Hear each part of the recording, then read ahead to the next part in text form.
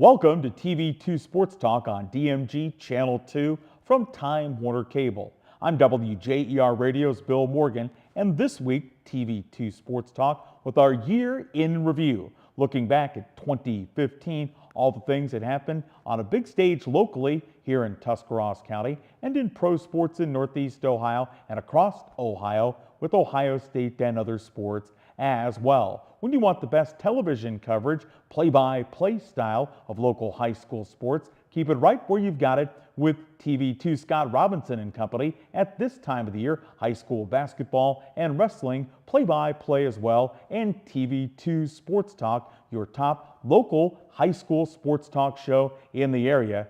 And hey, it's not filmed in some guy's basement. Coming up as TV2 Sports Talk rolls on from DMG Channel 2, I'll talk with WJÉR and TV2's Denny Trimmer about what just happened with the Cleveland Browns and Central Catholic's run to the boys state basketball tournament in March of 2015 when TV2 Sports Talk rolls on from DMG Channel 2 on Time Warner Cable.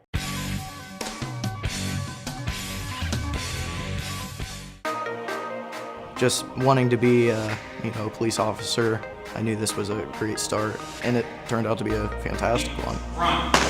Just be able to actually see what you're doing, what you're working on, and understand how you can take one thing and turn it into something else.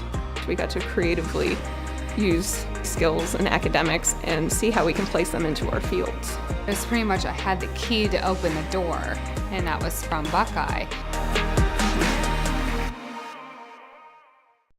WJÉR and TV2 would like to introduce you to a new website, WJÉRTV2.com, where you can watch exciting high school football, soccer, and volleyball replays from TV2 Sports on your home computer, smartphone, or tablet.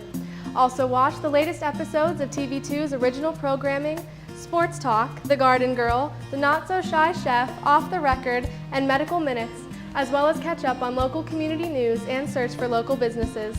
So make sure to check out the new WJÉRTV2.com community website where everything's local.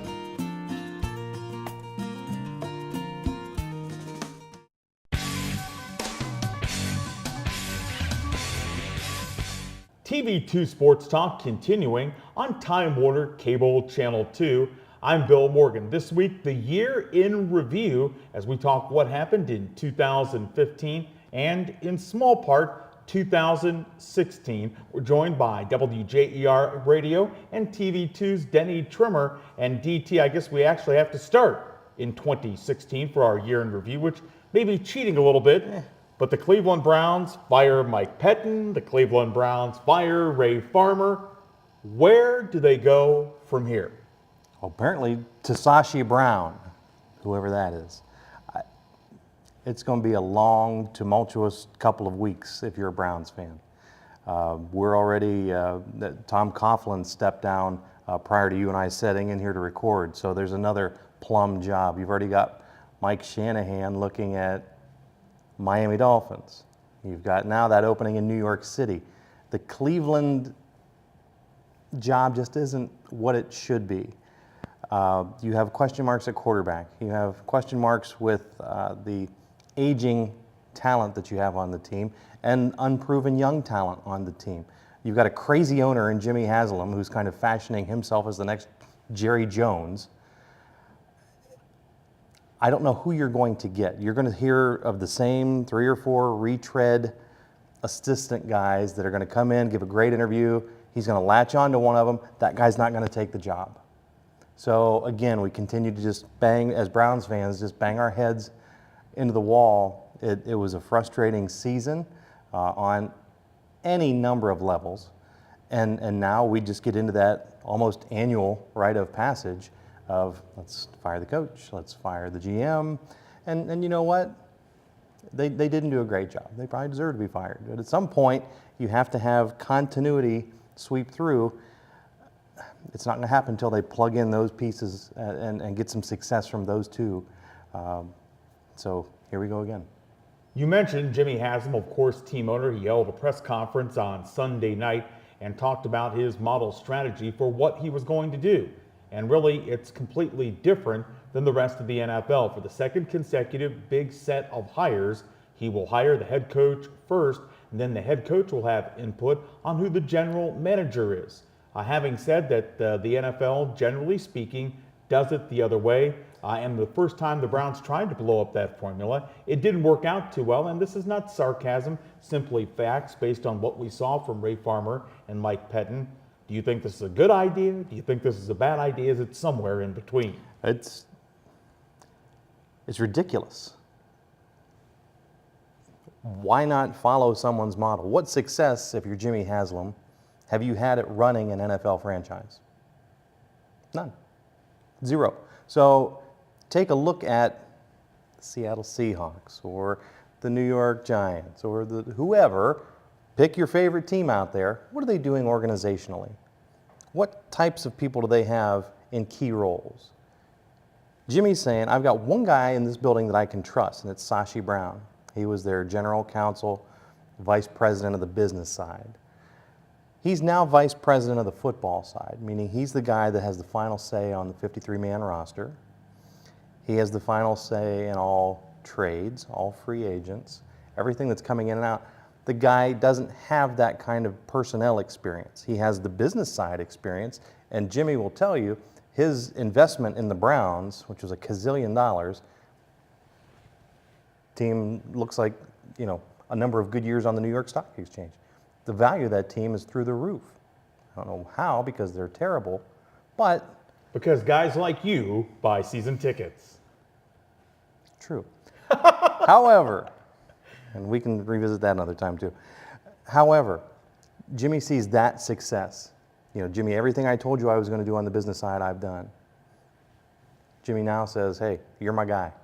Let's go figure out this football side together. Rather than saying, okay, here's the template for how the Seattle Seahawks organization runs. Here's the flow chart. Here's the type of people we have to have. Here's who reports to who. You're now going on this search for your head coach. And as a carrot to try and get out in front of that guy, another reason why you should come to Cleveland, oh, by the way, you're going to get to help us pick your boss, the general manager, the personnel type. So you're some crazy Chip Kelly type guy. Not only, do you have the opportunity to take another head coaching job, and he'll be interviewed places, including Cleveland. No, I don't think they'll hire him. But you've got a guy like him, and now you're saying, we like what you do on the field. Let's let you pick your boss as well. So you're creating that culture where it's the bottom end of that food chain is actually responsible for the general manager, and then ultimately he's Sashi, your new VP on the football side. So it's the world turned upside down, only in Cleveland. WJÉR and TV2's Denny Trimmer, our year in review. As we mentioned, a little bit of cheating because we had to dive into 2016 to get this Browns information. Denny, probably one of the biggest stories locally in 2015, and there are a lot of them, but Central Catholic boys basketball run to the state tournament. What a tremendous year for the Saints. It was fabulous, and you have to go back to the way their season ended the year prior. On a last-second debatable, did the shot go down before the horn went off, loss to arch rival Highland, that really laid the foundation of hard work in the offseason, of dedication, determination. Tyrone Miller knew just what buttons to push, and man, oh man, did he get those kids to play. Terrific group of kids. Mitchell Herron and that entire senior class was very tight.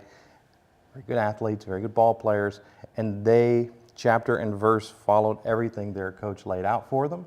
And they won their share of those 50-50 games, and that's how you end up in Columbus. What a tremendous year and so much fun to follow them.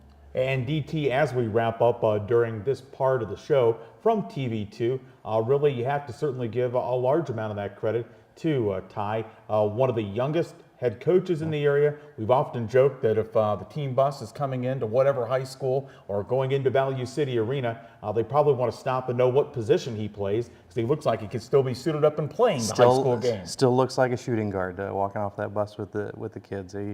He's so much fun to be around. But I'll tell you, flip that switch on game night, fiery, intense. And as a kid, you would certainly love to play for a guy like that. WJÉR, and TV2's Denny Trimmer on TV2 Sports Talk Year in Review, looking back on the year at sports it was in 2015. Coming up as the show continues, we'll talk with Jim Haynes and Roger Metzger from the Times Reporter about things happening locally and in pro sports in Northeast Ohio here on Channel 2 from Time Warner Cable.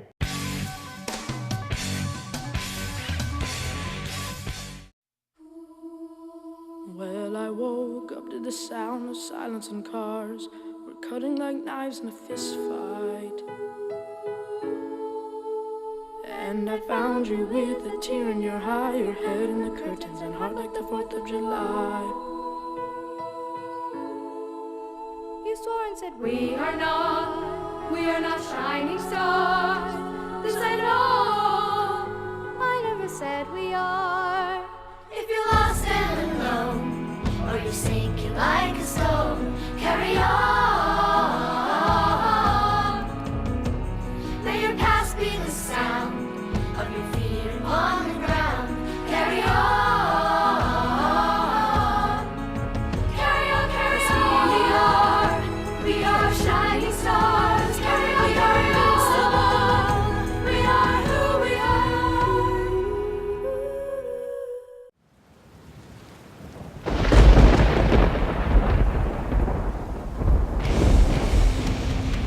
Taking the area by storm, Lightning Signs and Decals specializes in custom signs, banners, and graphics. We are also an authorized distributor for Mossy Oak, Browning, Realtree, and Bone Collector graphics and products, as well as a hunting and fishing license agent. Visit online at lightningsign.com or visit the storefront located at 224 7th Street in New Philadelphia.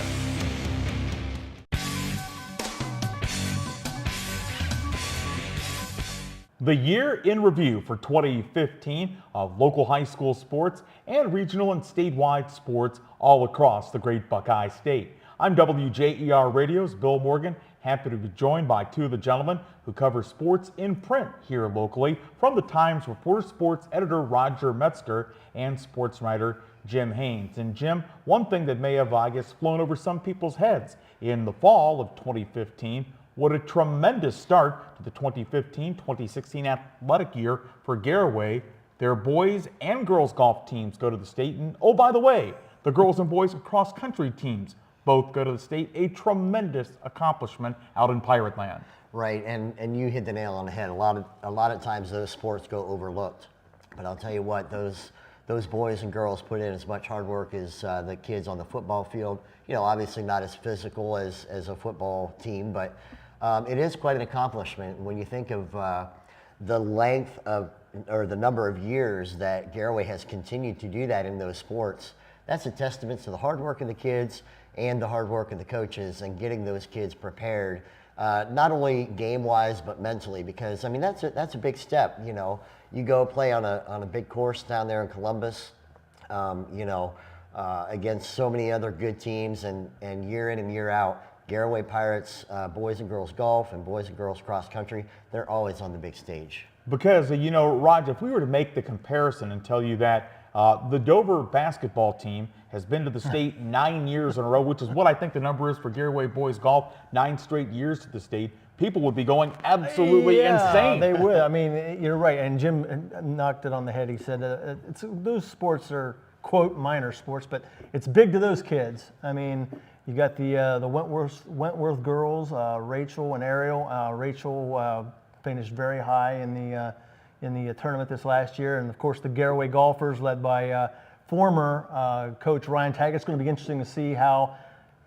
they progress now that he is no longer the coach. He resigned after this last season, so it's going to be very interesting to see how they do again next season. But you know, it wouldn't put it past me to see them do well again next year, really. Well, certainly accomplishment year after year for the Garaway boys and girls golf teams and the cross-country teams as well. When we talk sports in Northeast Ohio, Raj, I guess you'd have to dive into outside of the high school ranks, the Cleveland Cavaliers. What a tremendous run last year. They go all the way to the finals, 6 games without essentially 3 starters, with Kyrie Irving being out, Kevin Love getting hog tied up in Boston, and of course Anderson Varejao. Some people sometimes forget about the Wild thing because he missed the majority of the year, but he wasn't there either, Raj. Yeah, I mean, they like you said, they were going into the game shorthanded all the way along the tournament trail. Played very, very well, very admirable effort. Just one of those things where, I see in Cleveland again, only in Cleveland where you have guys that get hurt, you're on the precipice of a world championship, and those things kind of happen. So hopefully, knock on wood, they'll stay healthy this year. They got everybody back. They're playing well right now, and hopefully they'll meet up with someone like the Golden State Warriors again in the finals. Roger Metzger, sports editor of the Times Reporter, along with Jim Haynes, TR sports writer. Jim, Raj talked about the Cavaliers going back. Let's say they get to the finals. What do they have to do differently this year, in addition to staying healthy, as Raj talked about, to win this thing and bring a championship to Cleveland? Well, I think, everybody is already assuming that it's going to be a rematch of last year, the Cavs and the Golden State Warriors.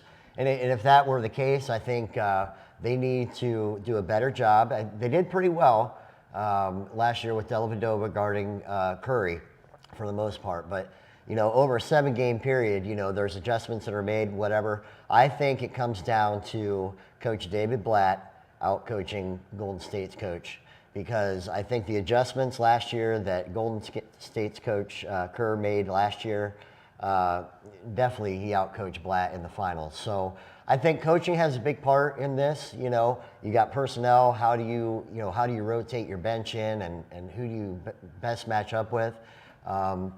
LeBron's going to get his. Curry's going to get his. It's the people that come off the bench oftentimes that make a big difference in games of that magnitude. Of course, you'll be able to listen to the Cavaliers all season long on our sister radio station, 1450 WJÉR, with John Michael and Jim Jones. Back to the local, the immediate Tuscarawas County front. Raj, you were talking about certainly one of the big sports down in the Twin City, or maybe the big sport down in the Twin City in wrestling, and one of the incredible seniors on the Claymont wrestling team this year. Tyler Warner. He's wrestling at 126 this year. He's won 3, not 1, not 2, 3 individual state championships. He's going for 4 in a row this year. And, knowing the kid, I've seen him a number of times, and knowing the kind of kid that he is, I think he's really going to be geared up to do that and take that last step and become a 4-time champion.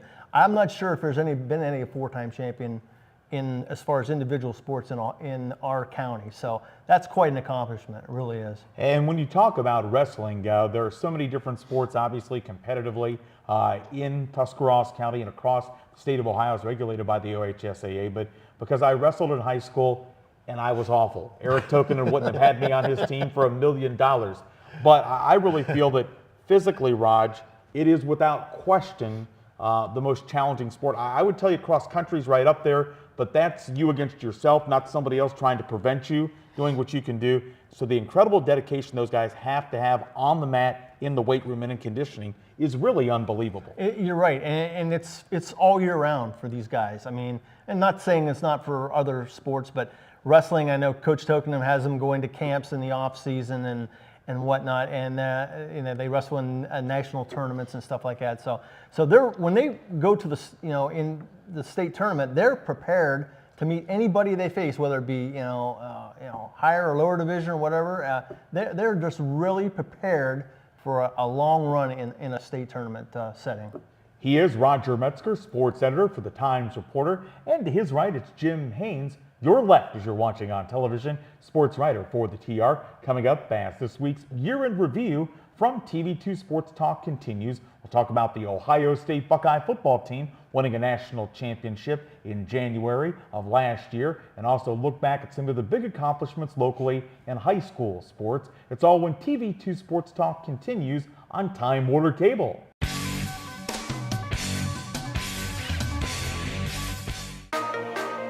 Just wanting to be a police officer, I knew this was a great start, and it turned out to be a fantastic one. just be able to actually see what you're doing, what you're working on, and understand how you can take one thing and turn it into something else. We got to creatively use skills and academics and see how we can place them into our fields. It was pretty much I had the key to open the door, and that was from Buckeye.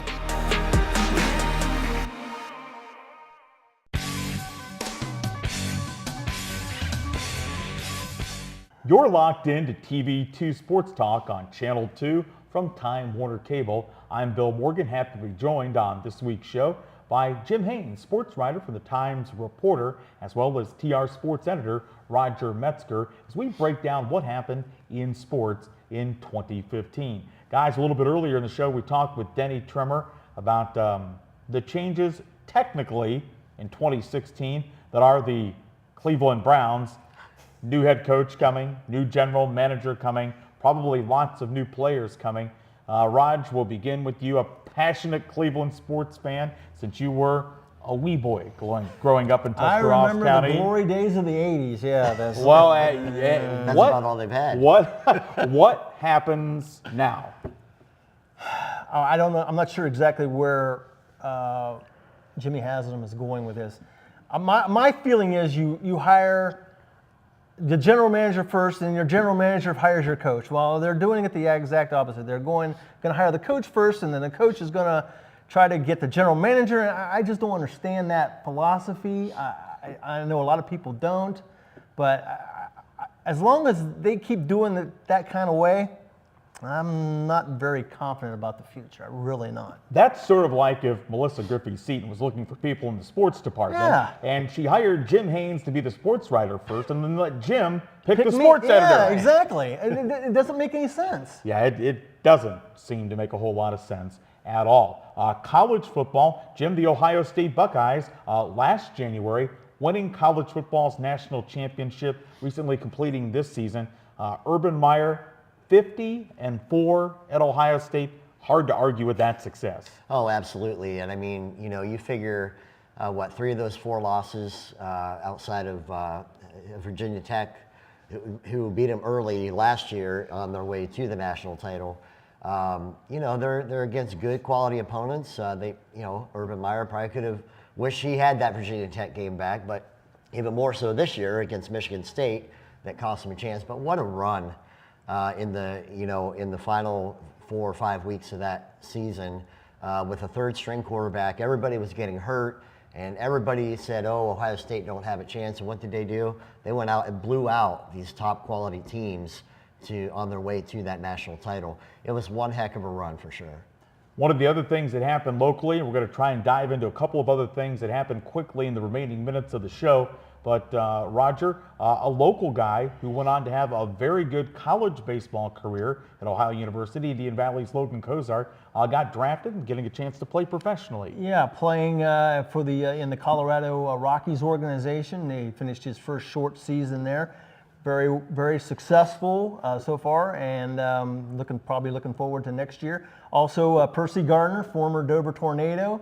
He signed on with the Cleveland Indians organization. He was playing in Lynchville, Virginia. So he's got his foot still in the professional baseball waters, and I'm sure he's looking forward again to trying to better next season. When we talk about success locally on the high school level, Jim, I don't know why it is. Now, my daughter plays high school volleyball, but year in, year out, there is good, and I mean very good, high school volleyball in this county, and we saw it in the 2015 season as both the Central Catholic Saints and Tusky Valley make it to Dayton. Yeah, that was quite a run, and I had the opportunity to cover both teams, late there in the season on their tournament run. Was able to go and watch them in Central Catholic in that state final game, and I'll tell you what, man, you can say what you want about volleyball, and it's not a fun sport or it's not an athletic sport. Go and watch a game, for real. I mean, those girls just give it their all. They're all over the floor. And it is so exciting to watch. And then, the student sections get into it. And it was quite a run. And for Central Catholic and Tusky Valley's got a great up-and-coming team. They're very young, very junior heavy. So next year, I expect them this coming year, I expect them to make it back to state. Central Catholic, they're also pretty young. So, you know, those two teams in our local area are going to be fun to watch. You guys will correct me because you're better with words than I am. That's why I just talk and you guys write. But something that neither really radio for the most part, TV or print talked about too much, sort of the irony of that situation, because Tusky Valley's former head coach became the Central Catholic head coach. Central Catholic had success with Coach Gilliland there, and Tusky Valley, after she left, they had their mark of success. So sort of interesting that in the same year, they both go to the Final Four. Yeah, I mean, a strange twist to, you know, both two successful seasons. I think it speaks to the quality of the coaching that is there. You know, the Gillen girls, so they had to sit out for part of the year, and, you know, Tusky Valley, they were just loaded. So their head coach had a good opportunity to, you know, further their development and make it to state. But yeah, definitely an interesting twist for both of their successful seasons. And as we wrap up, a couple of other things. One program that never really had much success, the Sandy Valley football program. And Jim, you got a chance to cover them, certainly.